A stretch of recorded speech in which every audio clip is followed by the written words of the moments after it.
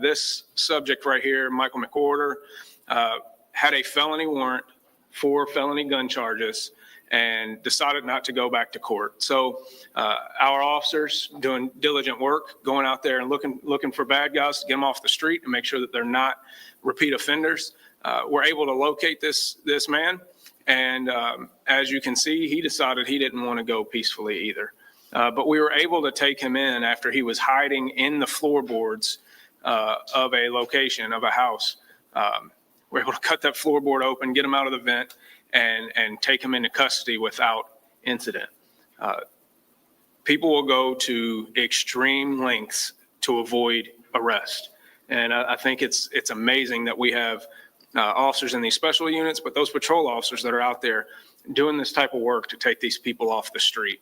The combination of the fugitive unit, K9, SWAT, patrol, they're the ones out here doing this work to get these people off the street and keep us safe. And so we're going to keep striving to make sure that we do that and we do it well. And in order to do that well, we need the cooperation of the community. Make usage of the anonymous tip line. It stays anonymous. This is an opportunity for the community to help us get bad folks off the street. We had 4 homicides last week, which any homicide is too much, but I think we're going to have some good leads in that. But I also want to point out that in many of the situations that we deal with related to victims or related to violent crimes in general, oftentimes the people that are victims of violent crime are the previous suspects of violent crimes. So you can see that this lifestyle is not a sustainable lifestyle. We want to make sure that we are getting people out of that lifestyle, that we are pivoting them in a direction to get out of a violent, unlawful lifestyle. And we're giving them resources and things like that to get away from that. And so when you talk about our crime plan, this works right into what we've talked about to the community, that this is intentional, that the work we are doing is not by accident. We are not throwing spaghetti at a wall and seeing what fits. So those examples that I just gave you are perfect examples of that second front of our crime plan. And so when we're talking about violent offender enforcement, getting those people off the street, those are a couple of examples of how that works in action. And, one of the other parts of that program is our group violence intervention program. And so here today with me is Detective Ivan Haygood, who runs our group violence intervention, does an outstanding job. And what we're trying to do with that is get those people out of the lifestyle before they become the next victim. Our goal ultimately is to keep people alive. And that includes people that have committed crimes in the past. We owe them that, to either take them off the street and put them in jail to keep them alive, or to give them a path out. And so just wanted to give you an example of how our violent offender enforcement front is working. Moving on to something else that you all have been covering. Obviously, the flooding in our community in the past week or so has been devastating to many. But it's another place where we have officers out there putting their lives on the line, going above and beyond, and are excited to show off the skills and the work that they've put in over the years. You all saw that there was an RV that ended up in the river down by Shippingport Island. And so our river unit and our dive team, in large part due to their good work and the equipment that they've been able to obtain in the past few years, between the boats, you've seen the trucks that they have. They put in countless hours in order to get the skills to save people's lives. And I'm gonna tell you right now, you ain't gonna find me on the water. That's not what I do.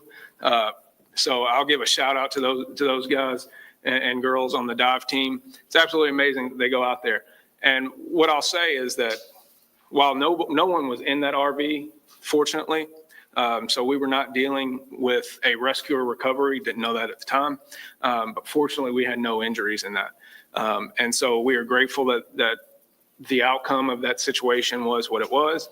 But also, again, just a reiteration to be smart in those times of emergencies, those times where things are dangerous for community members. So And I also want to say thank you, because we didn't have an abundance of stupidity out there. People were good citizens. They were. And it's absolutely great that everyone pitched in, didn't do dumb things to get themselves in trouble, and helped out their neighbors when they had issues. So that's the type of community that Louisville is. And that's the type of work that the men and women of LMPD do on a day-to-day basis. I want to just give you an overview of a couple of events that are coming up. The National Prescription Drug Take-Back Day, where we collaborate with Norton Healthcare, Walgreens, and Kroger to take back prescription medications that do not flush them down the toilet. Don't just throw them away. Dispose of them appropriately. We get thousands of pounds of narcotics off the street that could become dangerous to family members or in our households if not properly disposed of. So that happens later this week. We'll put out on our social exactly where they'll be at each Kroger and each Walgreens that will be participating in that. So please take part. And then we have a very large, very successful community Easter egg hunt sponsored by the 7th Division that will take place at Highview Park on the 19th between 2 and 4. Bring your kids, bring your family, and come out and have a great time with us. So with that, I will turn it over to questions. I have a couple of questions for you. So yesterday, a teenager was shot in the hand, I believe, during a robbery, and then a couple of weeks ago, a teenager was shot during a carjacking. While violent crime is down, are you guys seeing an increase at all in crime that involves teenagers? So the question was about teenagers being involved in, particularly in violent crime. That is very, very concerning to us when teenagers are involved in violent crime, both as victims and as suspects. We have to get to those kids before they reach that level. It is very, very difficult from the police standpoint to reach a kid who's already involved in carrying guns, who's already involved in shooting people, and get them back from that. We want to make sure that we reach them prior to that, or when we identify that they might be at risk of that type of behavior. This is where community groups come in play. This is where the public school system comes in play. This is where families come in play.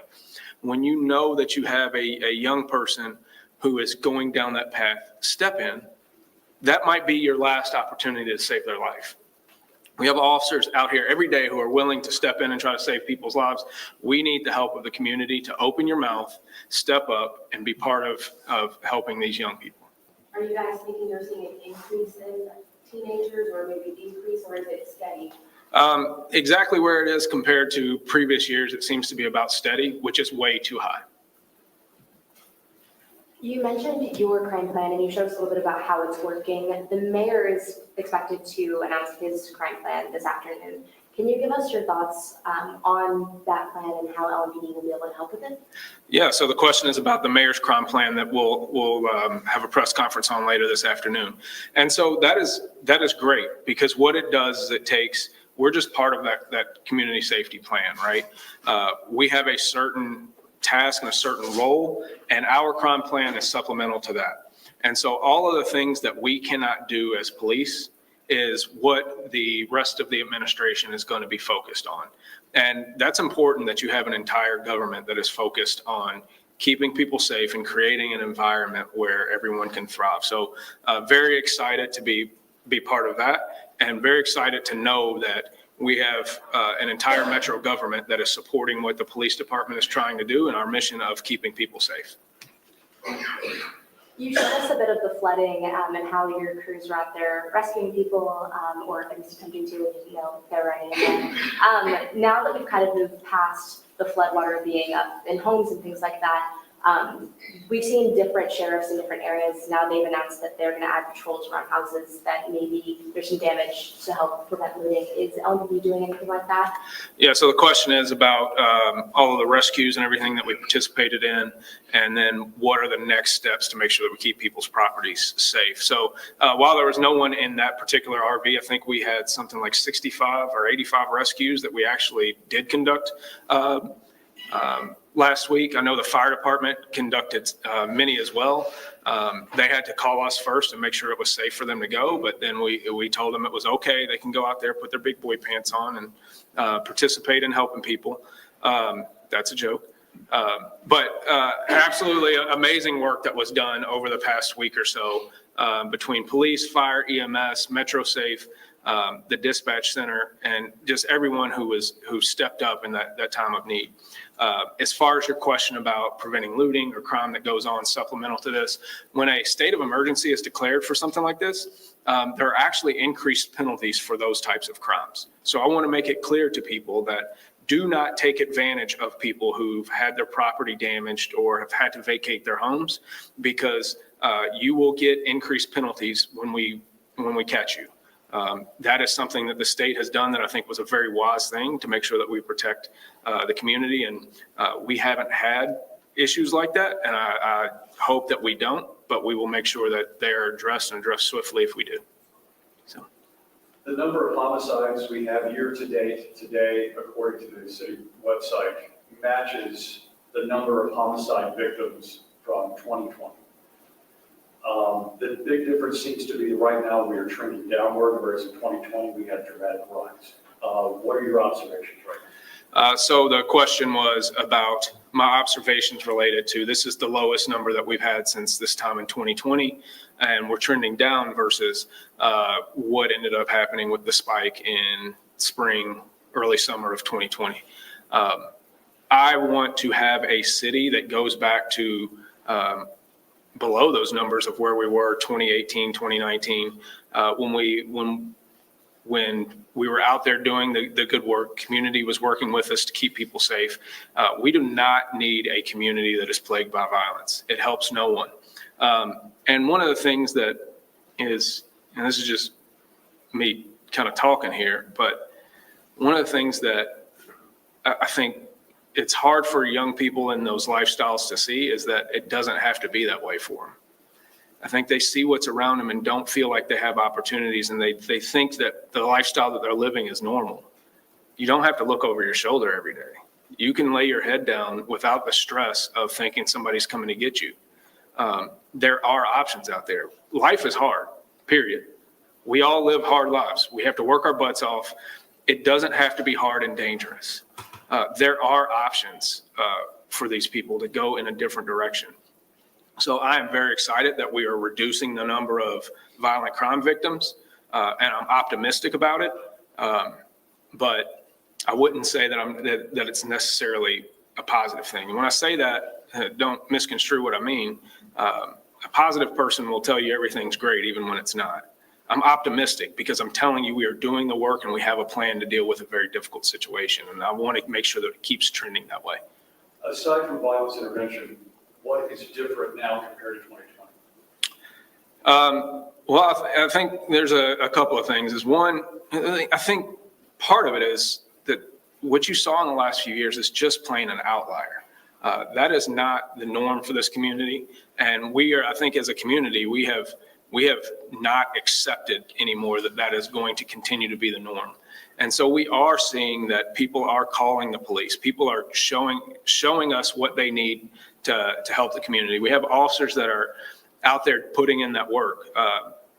Let's be 100% transparent here. There was a fear of officers to go out and do the dangerous police work that we're asking them to go out and do that keeps people safe. And I feel like they are out there now making sure that they're being proactive in their engagement, being proactive in their enforcement, and disrupting crime before it starts.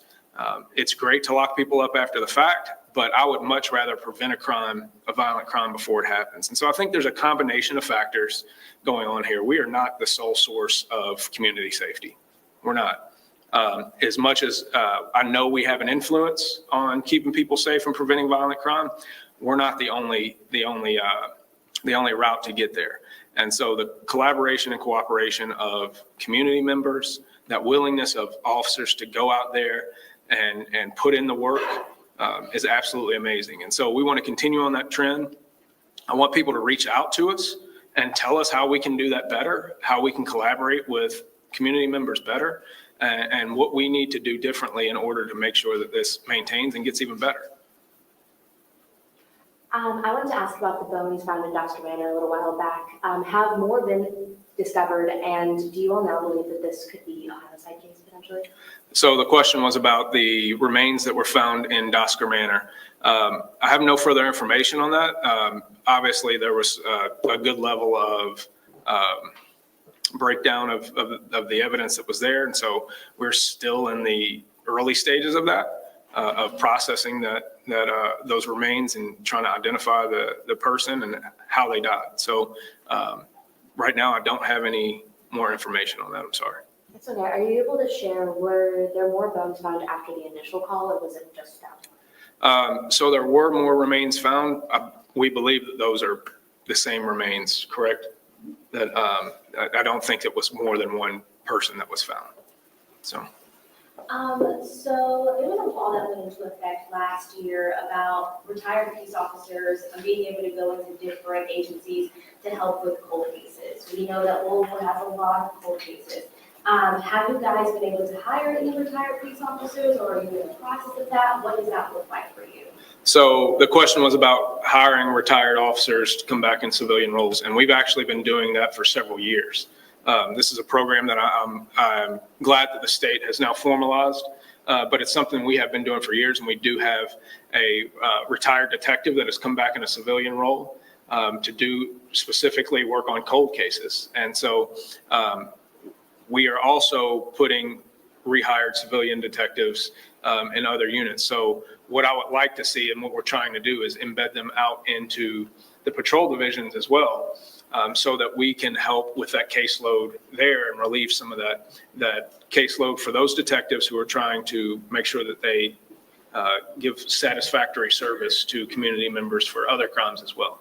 So yes, it's been a success for us so far, and it's something that we want to now continue to expand. Last year, you guys had 2 detectives in the cold case unit. Is there now 3 with the retired officer, or is it just 2? What do those numbers look like? I believe we still have 2 sworn and the civilian in cold case. Are you able to give us an update on Officer Beagle and that case? So an update on Officer Beagle. So again, first of all, most important thing is the family. Anytime a life is lost in an accident or anything like that, we want to make sure that our focus is on that family. And so our hearts and our prayers continue to go out to them. And we want to be supportive of them. Officer Beagle did suffer a pretty catastrophic injury and went through surgeries and is home recovering now. As far as the investigation, we're investigating that. Both PIU and PSU are conducting those investigations. And as soon as those are wrapped up, we will make sure that you're aware of those. So. I want to go back to the trend that you all have been following. You've seen an increase in percentage of crimes. What's one thing that you've noticed in your work throughout the years that doesn't really indicate a success, but something that you're positive can lead to better outcomes in communities as far as violent crimes increase? Well, so I'll take that as a 2-part answer of what are the things that we see as indicators of we're going in the right direction, I believe is kind of your question. One is community collaboration. When people feel comfortable that they can trust us to do the right thing and do it the right way, they provide us information knowing that we're going to be competent in the way that we handle that and solve these crimes. And then number 2 is when the crime rate is down, it gives those detectives more ability to focus on the crimes that have already occurred and put efforts into solving those. And so you have this lag effect of, as you solve crimes and you take bad people off the street, those people that were the suspects in yesterday's murder are the victims of tomorrow's murder. So if we can get them off the street, it reduces the chances of retaliation or any type of crimes that might come as a result of it. So you do see this lag effect of things catching up, and you get a lot of momentum that way. And so when you take away those crimes of opportunity and you take those actors off the street, it ends up having this really momentous effect. And I think officers feel it. Officers feel the good work that they're doing and the results of it. And I hope the community does too. Anything else? When's the new police department building gonna open? So the new police headquarters, we'll actually be talking about that today at the Public Safety Committee meeting at Metro Council. And we are hoping to be in, at least partially, it's going to be phased in. We're hoping to be in mid to late August or just after. So very excited about being able to move into the new headquarters.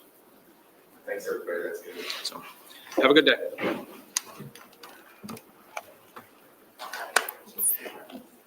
I don't know what that means. Him? No. Yeah. All right.